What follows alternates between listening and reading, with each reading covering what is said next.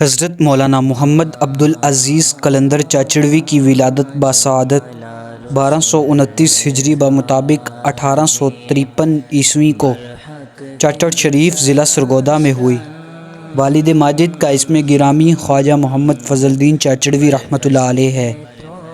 آپ پیدائشی ولی تھے۔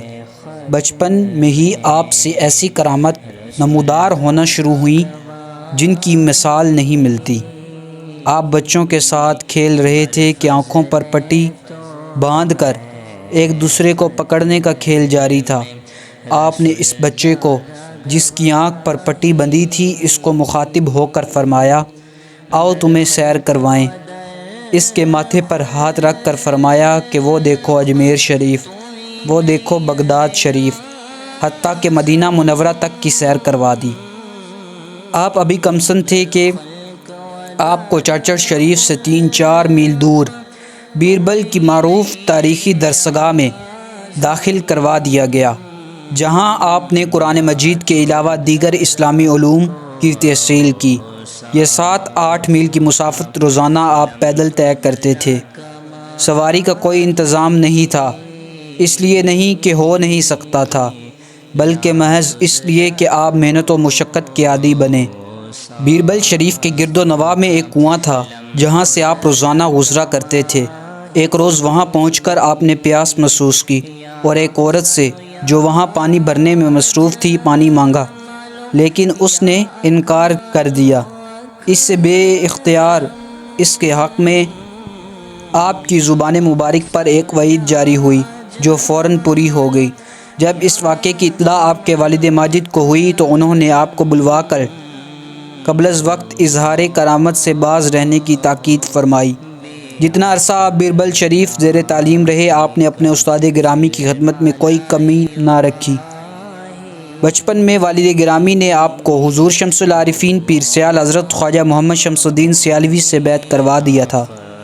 حضرت خواجہ غلام فخر الدین سیالوی کا بیان ہے، حضرت مولانا محمد عبدالعزیز چاچڑوی نے مجھے بتایا کہ میں بچپن میں حضرت خواجہ سیالوی کے دست حق پر بیعت ہو گیا تھا۔ ایک دفعہ میں حضرت خواجہ سیالوی کو پنکھا کرنے لگا تو آپ نے جھٹ سے میرے ہاتھ سے پنکھا کھینچ لیا اور فرمایا کہ لوگ تجھے پنکھا کرتے ہیں اور تو مجھے پنکھا کرنے لگا ہے، جس سے میری ہتھیلی کی ہڈی ٹوٹ گئی۔ حضرت خواجہ غلام فخر الدین سیالوی ارشاد فرماتے ہیں کہ جب آپ اپنے ہاتھ ہلاتے تو گٹ گٹ کی آواز سنائی دیتی۔ آپ نے منازل سلوک والد ماجد اور حضرت خواجہ سیالوی کے زیر نگرانی طے کی۔ والد ماجد کے وصال کے بعد حضرت خواجہ سیالوی نے دستار خلافت عطا فرمائی۔ آپ کو اپنے شیخ کامل سے حد درجہ عقیدت اور محبت تھی۔ اپنے شیخ کامل کے وصال کے بعد بھی سیال شریف کی حاضری میں ناغہ نہ کیا۔ حضرت ثانی لسانی کی خدمت میں باقاعدگی سے حاضر ہوتے تھے اور آپ کی مجالس سے فیضیاب ہوتے تھے۔ آپ کا معمول تھا کہ حضرت خواجہ شمس الدین سیالوی کے عرس پاک پر حاضری کے بعد 2 ربیع الاول کے عرس تک سیال شریف قیام پذیر رہتے اور 40 نمازیں ادا کر کے واپس چاچڑ شریف تشریف لاتے تھے۔ سیال شریف عرس مبارک کے موقع پر آپ لنگر شریف کے انچارج ہوتے اور لنگر شریف کا سارا کام آپ کے ذمہ ہوتا تھا۔ حضور پیر سیال شمس العارفین حضرت خواجہ سیالوی کی آپ پر از حد نظر کرم تھی۔ حضرت مولانا محمد عبدالعزیز چاچڑوی اپنے والد ماجد کے وصال کے بعد سخت بخار میں مبتلا ہو گئے۔ آپ آخر سیال شریف حاضر ہوئے۔ مائی بانوں نے آپ کی بیماری اور عارضے کا حال حضور پیر سیال کی بارگاہ میں عرض کیا تو آپ نے نہایت شفقت و مہربانی سے آپ کی پیشانی کو پکڑ کر فرمایا، اس کو کہاں ہے بخار؟ اس کے دل میں تو صرف محبت کا اضطرار ہے، جس سے یہ آشفتہ لیل و نہار بے قرار ہے۔ حضور ثانی لسانی کو شروع سے ہی حضرات چاچڑوی کے ساتھ خاص تعلق اور روحانی محبت تھی، جو حضرت خواجہ سیالوی کے عاشق صادق اور خلفائے برحق تھے۔ حضرت ثانی لسانی اکثر چاچڑ شریف تشریف لے جاتے تھے اور حضرات چاچڑوی شاد کام اور بامراد ہوتے تھے۔ حضرات سیالوی کا حضرت خواجہ مولانا محمد عبدالعزیز چاچڑوی کے خاندان سے وہ تعلق ہے جو پیری مریدی سے گزر کر اخوت تک پہنچ جاتا ہے۔ حضرت خواجہ شیخ الاسلام والمسلمین محمد قمر الدین سیالوی آپ کو چچا جان کہہ کر پکارتے تھے۔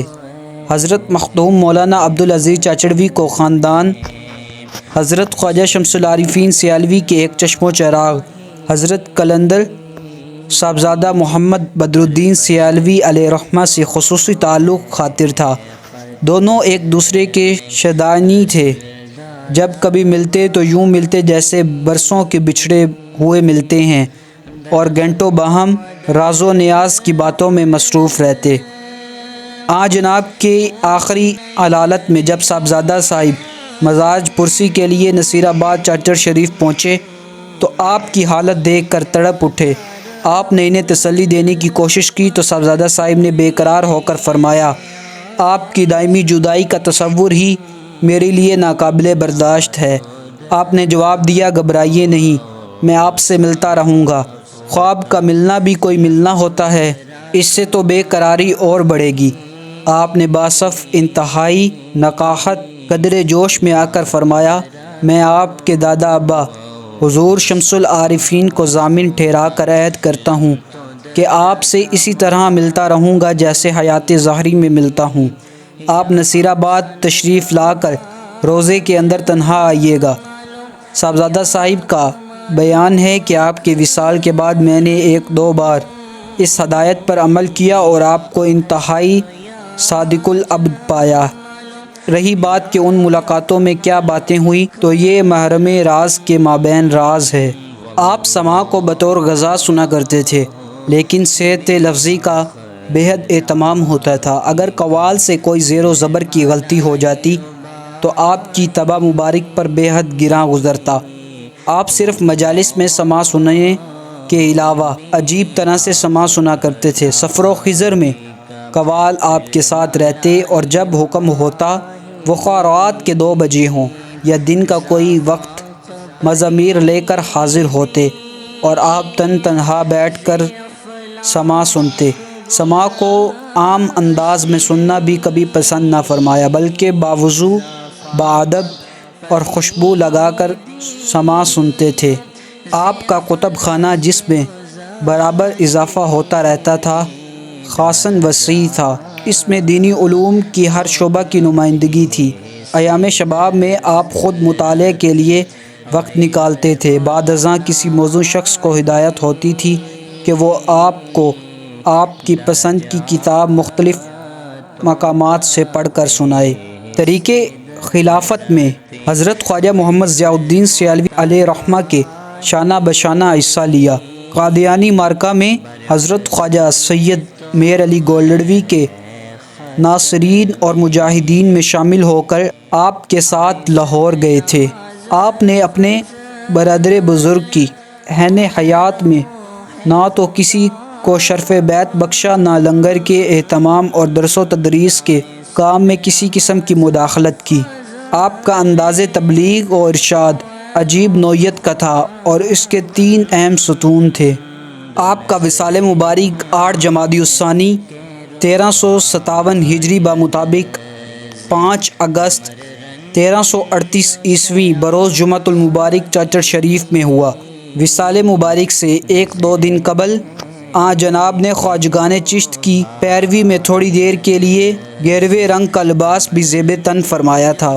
آپ کا مزار پرانوار چاچڑ شریف میں زیارت گاہ خاص و عام ہے۔ روضہ شریف کے اندر 4 مرکز ہیں۔ درمیانی مرکز شریف جو بلند ہے حضرت خواجہ فضل الدین چاچڑوی کا ہے۔ ان کے بائیں پہلو میں 2 صاحبزادگان حضرت مولانا محمد نصیر الدین چاچڑوی اور مولانا محمد عبدالعزیز چاچڑوی، اور دائیں پہلو میں ان کے پوتے مخدوم محمد ضیاء الدین چشتی آرام فرما رہے ہیں۔ آپ کی اولاد میں 1 صاحبزادہ اور 1 صاحبزادی تھی۔ صاحبزادہ محمد ضیاء الدین چاچڑوی سیرت و صورت میں بے پناہ خوبیوں کے مالک تھے۔